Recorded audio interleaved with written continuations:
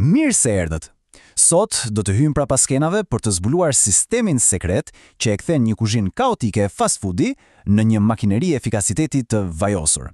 Do shohim se si një mënyrë të menduari pak më ndryshe mund të zgjidhë probleme që na duken të pamundura, duke e kthyer stresin dhe vonesat në shpejtësi dhe cilësi. E po, le t'ja nisim me një skenë që me siguri e njohim të gjithë. Imagjinojeni pak. Është ora e drekës, jeni të uritur dhe radha thjesht nuk lëviz. Brenda, stafi vrapon sa ndej kthej, por porosit dalin me vonesë, e shpeshherë edhe me gabime. Është një përvojë super frustruese, apo jo? Dhe para gjë që mendojmë është, këta njerëz nuk din të punojnë. Por, po sikur problemi të mos jetë fare aty, dhe pikërisht këtu fshihet i gjithë sekreti. Përpjekjet heroike të stafit nuk mund të kompensojnë kurrë një sistem të dizajnuar keq. Faji nuk është të punonjësit që nuk dinë ose janë të ngadaltë, jo. Faji është procesi që i detyron ata të jenë të ngadaltë dhe më e keqja i lejon ata të bëjnë gabime. Pra, në vend që të fajsojmë njerëzit, hajde të analizojmë pak sistemin. Këtu hyn në lojën arma jon sekrete, metoda TRIZ. Tani, mos u tremni nga emri, nuk është në një teori e komplikuar akademike. Mendojeni si një kuti mjetësh praktike e krijuar nga analiza e mira patentave geniale e projektuar për të zgjidhur problemet më kokëforta duke sulmuar vetë thelbin e tyre, kundërthënjet.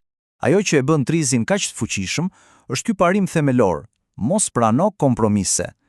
E dini, mendësia tradicionale na thot se duhet zgjedhim, ose të jemi të shpejt, ose të kemi cilësi, ose të kemi një menu të pasur, ose të kemi shërbim të shpejt. E po TRIZ-i refuzon këto dilemë, na mëson të gjejmë zgjidhje elegante ku i kemi të dyja. Shikojeni pak të ndryshim thelbësor në perspektivë. Në të majt kemi kompromisin, ku gjithmonë sakrifikojmë diçka. Në të djathtë kemi zgjidhjen TRIZ, ku kundërthënia nuk menaxhohet, por eliminohet plotësisht. Pra pyetja ndryshon nga, çfarë do sakrifikojmë këtë herë, në si dreqin mund t'i kemi të dyja. Kjo është e gjitha magjia e TRIZ-it. Mirë, tani le ta bëjmë këtë më konkrete. Do të zbërthejmë 3 probleme klasike që e paralizojnë një restoran fast food dhe do të shohim si parimet e TRIZ-it ofrojnë zgjidhje elegante, të mjershme dhe me një ndikim të jashtëzakonshëm. Ja ku e kemi problemin e parë, dhe ndoshta më të zakonshmin. Klientët presin, ndërkohë që stafi duket sikur po lëviz shumë, por pa rezultat. Kundërthënia këtu është: duam më shpejtësi, por pa pasur nevojë të shtojmë më shumë staf. Si mund të arrihet kjo? Zgjidhja vjen nga një parim i TRIZ-it i quajtur segmentim.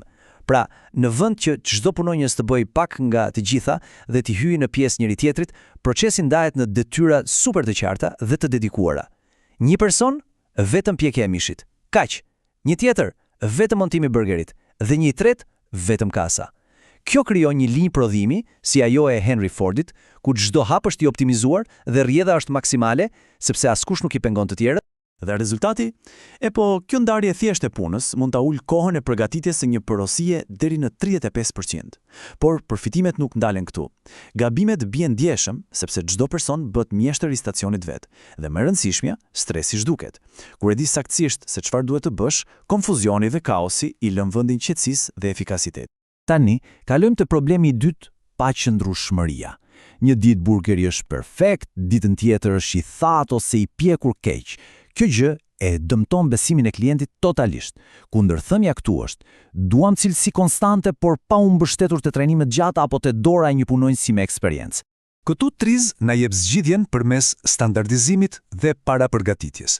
Në vend që të mbështetemi te aftësia e dikujt, ne e dizajnojmë cilësinë brenda vetë sistemit. Për shembull, mishi parapërgatitet deri në 80%. Përdoren komatës të detyrueshëm që eliminojnë hamendësimin e punonjësit. Trashësia e mishit është gjithmonë fikse. Kjo heq variablat dhe siguron që rezultati të jetë i njëjtë çdo herë, pavarësisht se kush është në kuzhinë. Efekti ansor, një punonjës i ri bëhet produktiv brenda një dite të vet. Dhe kjo na çon te problemi i tretë, gabimet e vazhdueshme të stafit, sidomos atyre të rinj. Qarkurimi i lartë i punonjësve në këtë industri do të thotë një cikël i pafund trajnimesh dhe gabimesh. Kundërthënia këtu është: duam performancë të lartë, por pa pasur nevojë për punonjës me eksperiencë të gjatë. Si bëhet kjo?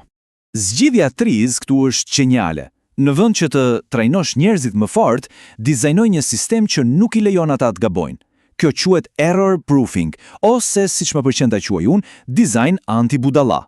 Përdoren kode ngjyrash për produkte të ndryshme, etiketat të mëdha vizuale tregojnë qartë çdo përbërës dhe detyrat janë aq të thjeshta sa kërkojnë vetëm një veprim në të njëjtën kohë, duke e bërë praktikisht të pamundur konfuzion. Dhe ndikimi, siç e shihni qartë këtu, është dramatik.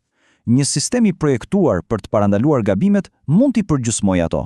Kjo jo vetëm që rrit cilësinë dhe kënaqësinë e klientit, por e transformon plotësisht procesin e trajnimit. Në vend të javëve, një punonjës i ri bëhet efektiv brenda pak orësh.